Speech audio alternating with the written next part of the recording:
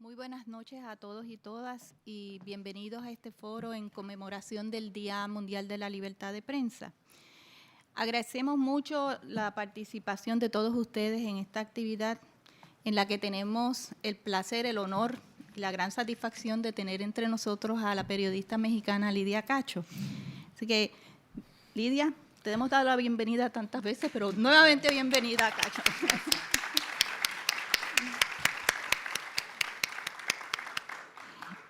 La señora Cacho se ha convertido en una figura emblemática de la libertad de prensa en México por su valiente defensa de los derechos de ella como reportera investigativa y líder de derechos humanos.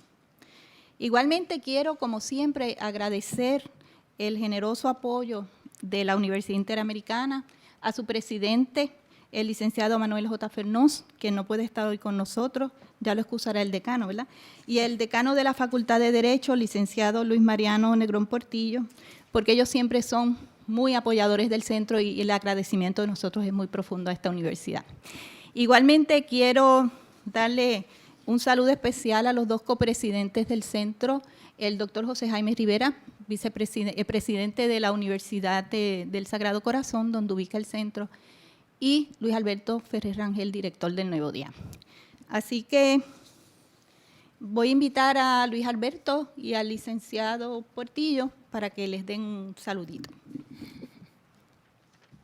Bueno, buenas noches a todos y a todas.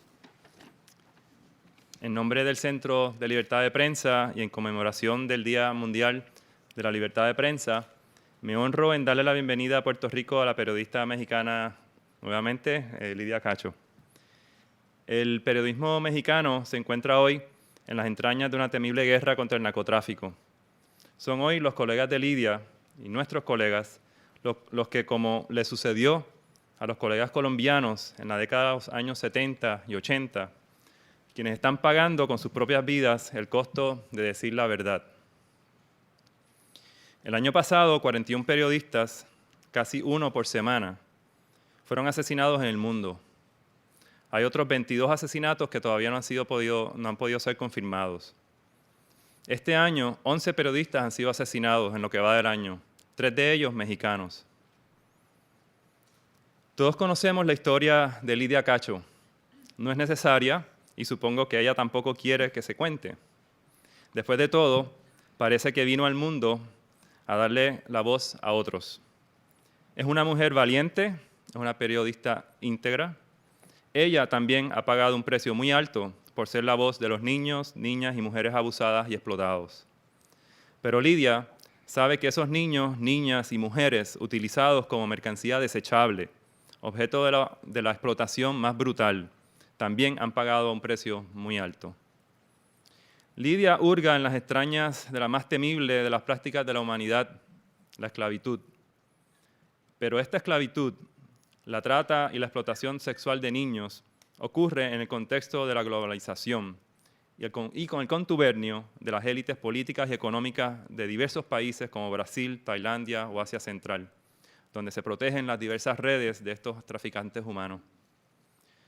Cuando se cierra un mercado, se abre otro, la mercancía de niños y niñas vendidos por sus padres, arrebatada para siempre su niñez, fluye como el agua por fronteras porosas y corruptas. Depredadores, exploradores, clientes siguen el rastro por la web en otro flujo de información y contactos que va a la par de esa marejada profunda e invisible que se sucede entre estos países. Hoy día florece una industria turística global en torno a esta explotación. Ese es el esquema mundial que Lidia Cacho revela, letra a letra, palabra por palabra, oración por oración, en una de las gestas periodísticas más valientes de nuestra generación. Cuando la UNESCO la condecoró el año pasado con el Premio a la Libertad de Prensa, en el Día Mundial de la Libertad de Prensa, exactamente un año atrás, Lidia, en un gesto de humildad digno de todo valiente, dijo, y cito, «Al honrarme esta noche, también están honrando el talento de todos mis maestros, de los cientos de mujeres, niños y niñas que me confiaron sus historias personales, sus tragedias, sus triunfos. De alguna manera sabían que yo les honraría su confianza ejerciendo mi oficio de periodista». Hoy, en el Día Mundial de la Libertad de Prensa, el Centro de Libertad de Prensa de Puerto Rico se honra en darte la bienvenida y ofrecerte toda nuestra solidaridad y compromiso. Adelante. Gracias. Buenas noches.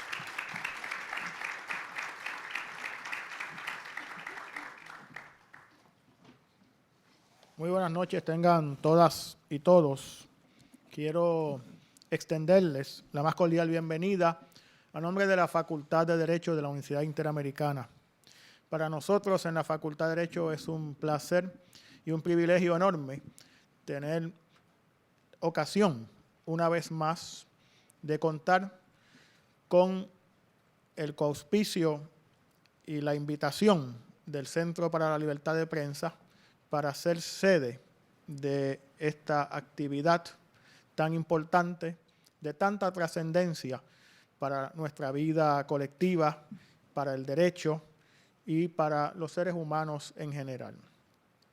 Quiero dar y presentar a ustedes las excusas de nuestro señor presidente, el licenciado Manuel J. Fernós, quien por motivos ajenos a su voluntad no ha podido acompañarnos en la noche de hoy, como siempre ha hecho en el pasado en estas actividades. Quiero especialmente y muy particularmente extenderle un caluroso recibimiento a la distinguida ponente de la noche de hoy, la señora Cacho, que nos honra y nos prestigia con su presencia aquí esta noche. Un saludo también muy particular al señor Luis Aferré, que me ha precedido en el uso de la palabra, al señor presidente de la Universidad del Sagrado Corazón, el doctor José Jaime Rivera, y quiero también saludar y reconocer la presencia del señor cónsul general de México en Puerto Rico, el doctor Luis Malpica y de la Madrid, señor cónsul. Muchísimas gracias por estar aquí, por acompañarnos, y antes de concluir mi saludo, quiero presentarle a la señora Cacho un pequeño y modesto, humilde obsequio, pero con muchísimo afecto y cariño de parte del señor presidente de la universidad y de toda la comunidad universitaria de la Universidad Interamericana.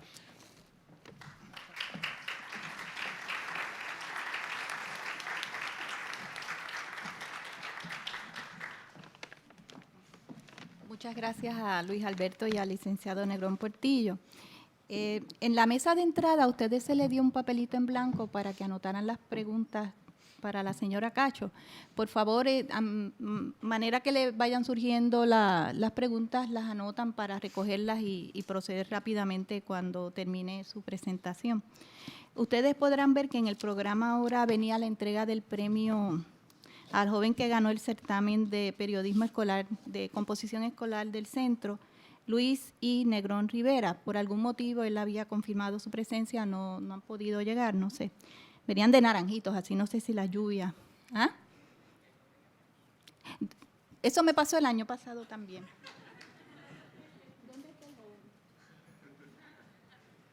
Ah, sí, Bueno. está aquí, qué maravilla. Pero qué maravilla. Bueno, pues que venga Luis. Lo mismo que el año pasado.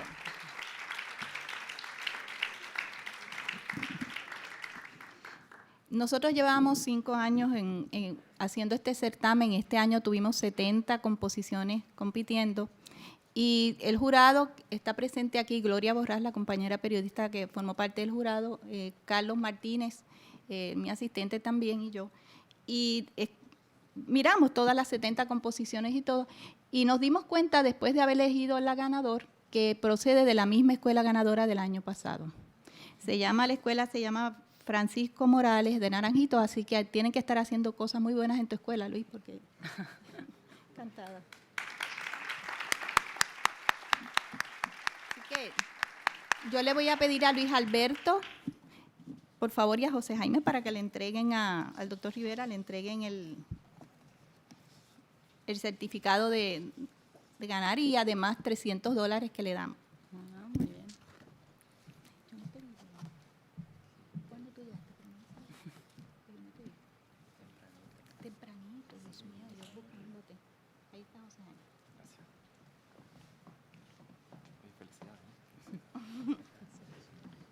Para acá, para allá. Que si se vengan para acá.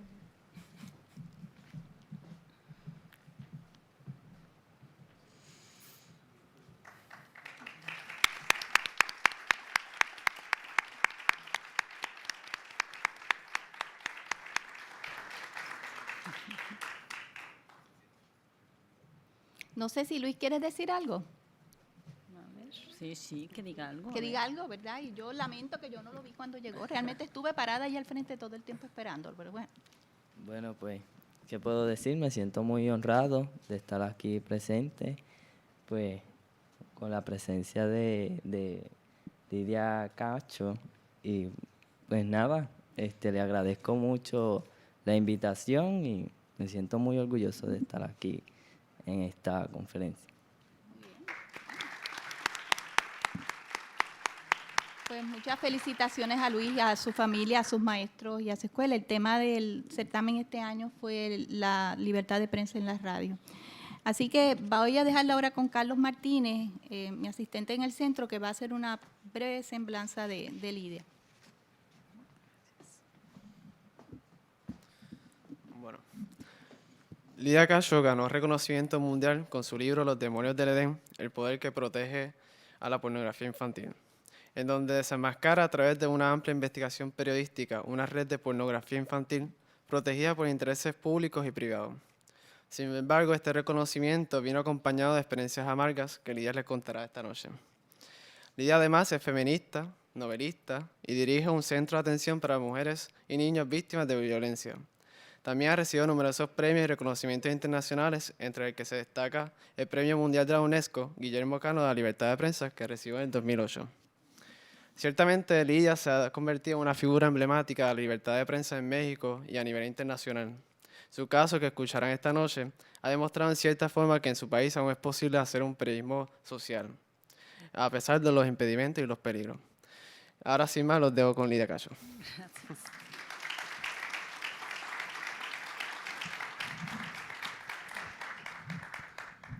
Bueno, pues muchísimas gracias, felicidades Luis, ya me darán a leer la composición ganadora, así que habría que averiguar qué están haciendo en esa escuela para reproducirlo en otras escuelas, para que sean tan buenos redactores y estén interesados en el tema de la libertad de expresión, obviamente. Bueno, pues muchas gracias al periódico, a la universidad y a ustedes por esta invitación.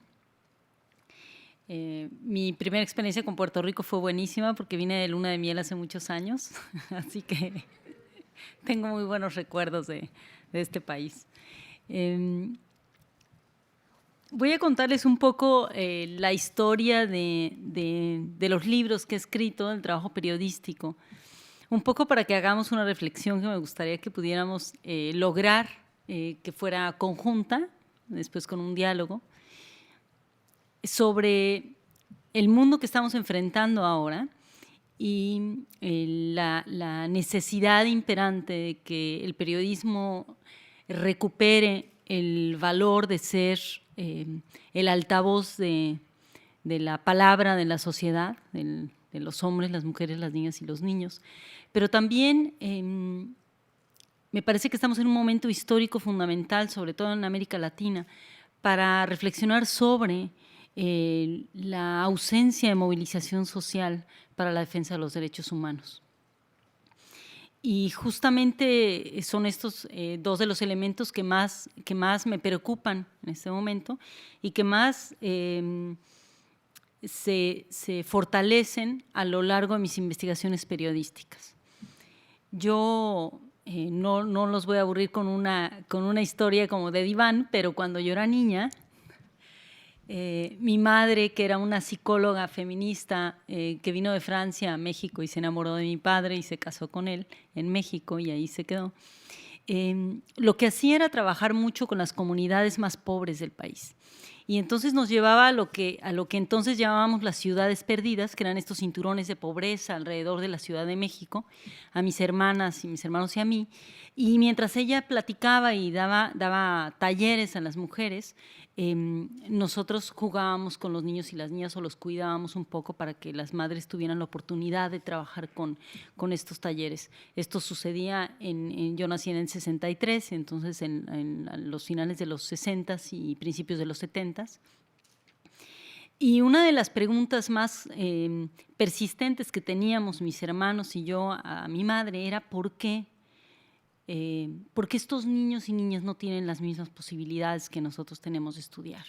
Yo crecí en una clase, en una colonia, la clase media en México, no teníamos lujos de ninguna especie, íbamos a la escuela caminando.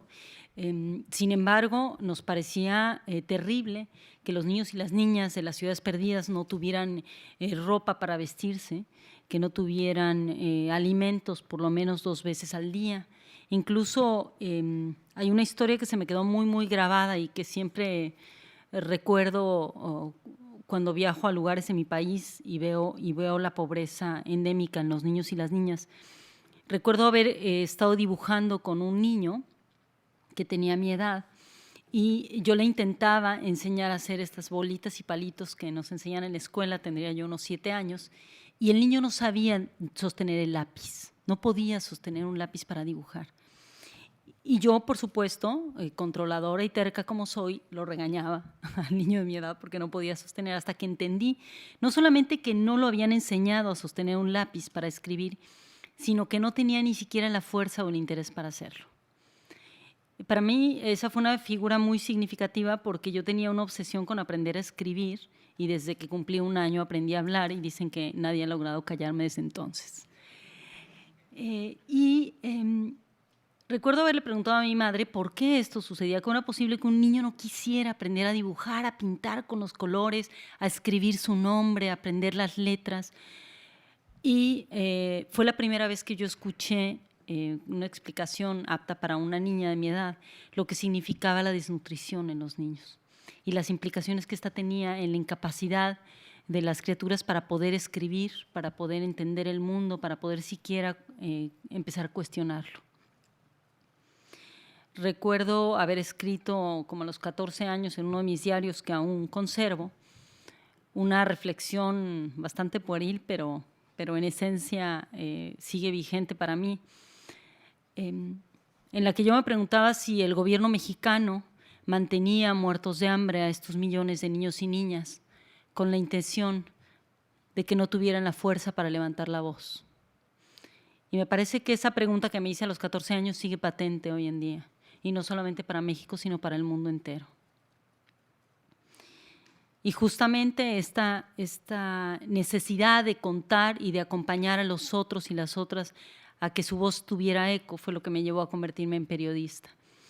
Además de que desde muy joven estuve en talleres de literatura y de narrativa y poesía en la UNAM, y mis maestros me decían que nunca sería una buena novelista porque estaba demasiado obsesionada con la realidad y que lo que sería muy buena periodista. Y yo me enojaba muchísimo con ellos. Decía, no, yo voy a ser una poeta magnífica.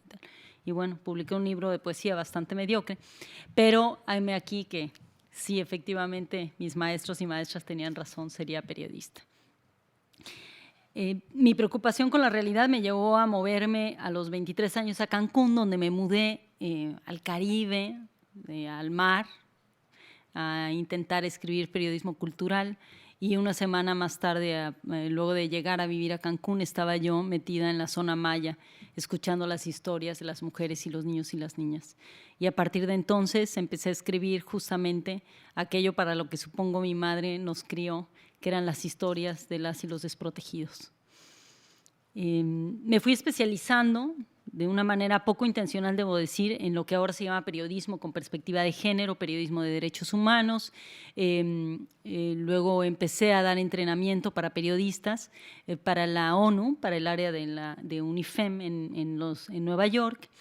Y en lo que me especialicé fue en entrenar a periodistas para que pudieran entender el lenguaje de los derechos humanos, de los organismos internacionales y pudieran traducirlo en su trabajo cotidiano de periodismo en los pequeños estados, en todas las zonas del país, y tanto en México como en Estados Unidos y en países como Senegal, en África. Esto me permitió empezar a entender que cuando somos reporteras o reporteros no solamente debemos escuchar las historias de las personas que nos las cuentan, sino además buscar en donde casi nadie busca. Es decir, entender como el mundo del periodismo global como un negocio, porque lo es un negocio que cada vez es más difícil sostener y que está perennemente en un debate constante entre la mercantilización de la noticia y la búsqueda de esta nota que no es muy vendible, que no tiene buen precio, pero que es indispensable mostrar. Es la tarea que nos lleva todos los días a las y los reporteros, a los directores de los medios, a los editores y editoras, a intentar hacer un periodismo equilibrado. Hay lugares donde se logra mejor que en otros. Hay intereses también, evidentemente económicos e intereses políticos implicados en el periodismo y es algo que no podemos negar. Bueno, pues enfrentando esto como reportera, la primera experiencia importante que tuve al confrontar a un poder político grande fue con un gobernador justamente de Quintana Roo, que es el único gobernador en México que está en prisión por vínculos con el narcotráfico, el gobernador Mario Villanueva Madrid. Yo estaba en la zona Maya y supe que había unas pistas que habían abierto para que las avionetas con cocaína de Colombia llegaran directamente a Quintana Roo y de ahí bajaban y en lanchas rápidas se iban a Miami. Todo el mundo decía, el director del periódico donde yo trabajaba decía que eso era un mito y que las pistas eran un mito y que era más fácil encontrar los orígenes de la Virgen de Guadalupe que las pistas de la cocaína de Colombia, y me fui a fotografiar las pistas de la cocaína de Colombia y sacamos información importante para publicarla y el periódico se negó a publicarla hasta que al final logramos sacar una nota en primera plana sobre los vínculos del gobernador Villanueva con el narcotráfico, y el gobernador una semana después estaba ahí arrebatando el periódico a los dueños, unos empresarios que también tenían vínculos con la hotelería, y les dijo, bueno, ¿cómo ven? O les cierro sus hoteles o me entregan el periódico, y decidieron entregarle el periódico, y todas las y los reporteros nos quedamos, por supuesto, sin trabajo, y el director tuvo que irse a fundar una revista que no tenía nada que ver con periodismo serio. Esa fue como la primera experiencia en la que me viví en primera mano el ostracismo al que nos puede enviar el hacer este tipo de periodismo en países como los nuestros. Y con los años abrí un refugio para mujeres víctimas de violencia como parte de mi responsabilidad social, digamos. Es decir, yo soy activista de derechos humanos como es una manera de estar en el mundo, de responder a mi necesidad de ser una buena ciudadana, digamos, una ciudadana activa, y por otro lado seguí mi trabajo de periodista como reportera. Un día, a veces antes decía un buen día, a veces digo un mal día, pero algún día, en noviembre del 2003 una jovencita me buscó, que me había visto en la televisión, me buscó a través de la mamá de una amiguita suya, y esta joven me pidió que la escuchara. Fui por la noche al departamento de esta mujer y la joven desesperada me contó una historia que parecía de terror. Había escapado de una red de tratantes de mujeres y niñas pequeñitas. Los tratantes eran hombres de muchísimo poder, había políticos implicados, ella no sabía bien los nombres de los políticos, no sabía qué puestos tenían, pero sabía los nombres propios y los podía describir. Y el hombre del que había escapado, el líder de este grupo criminal que tenía un hotel, lo tiene aún, es el dueño, un hotel muy grande, muy hermoso, frente a las playas del Caribe en Cancún, de origen libanés, su nombre es Jansu Karkuri, la había amenazado de muerte y sabía que ella lo había denunciado. Ella creía que le iban a asesinar y quería que le ayudara a rescatar a sus hermanas y que escribiera su historia, que contara su historia. Fui descubriendo lo que ella me contó, lo que la policía pudo investigar. Encontré algunos documentos que posteriormente la policía misma se robó para venderles a los criminales y terminé investigando a fondo una de las redes criminales de tratante de mujeres y niñas más importantes que se ha descubierto en el país. Unos meses después, yo ya tenía varias amenazas de muerte de los tratantes por haber escrito en el periódico, en mi columna ya como columnista independiente, y por haber sacado en mi programa de televisión justamente un análisis sobre los derechos de las niñas y los niños víctimas de trata de personas. En abril del 2005, casi 2 años después de haber rescatado a varios niños y niñas, de tener ya la certeza de que había 200 criaturas que habían estado directamente explotadas, habían sido directamente explotadas por estos sujetos en Cancún, para ser vendidas por $2,000 por cada acto sexual con turistas y con hombres locales en este hotel de Cancún. Entendí que tendríamos que contar la historia de una manera más completa y la editorial Random House me buscó por casualidad para que publicara el libro y dije, ahí está, lo vamos a publicar. Otro colega periodista muy reconocido lo iba a escribir originalmente conmigo. Cuando dije, perfecto, esto es, mira, es crimen organizado, redes de tratantes internacionales, estos son los nombres de los políticos y lo vamos a publicar. Me dijo, no, mejor públicalo tú solita. Y salió corriendo. Entonces, bueno, publiqué el libro en abril y unos meses después estos políticos y empresarios famosísimos me mandaron a arrestar. Uno de ellos, uno de los empresarios, un multimillonario muy reconocido en México, dueño de las maquiladoras más grandes del país, le pidió al gobernador del estado de Puebla que me mandara a arrestar y entre ellos hicieron un acuerdo en el que se le ordenó a una juez local en Puebla, a los policías judiciales y en total a casi 40 servidores públicos que organizaran un arresto ilegal para torturarme, para encarcelarme y para que yo me retractara de lo dicho en mi libro. Todo esto suena como una película de ficción. Bueno, lo más fuerte de todo es que teníamos todos los elementos de prueba para demostrarlo. Y en la medida en la que iba, habíamos juntado las evidencias, cada vez que teníamos ya todo para que detuvieran a los tratantes de niñas y a los clientes, alguien intervenía, el gobernador de Quintana Roo, o el gobernador de Chiapas, gobernadores de otros estados, para proteger a esta red de tratantes.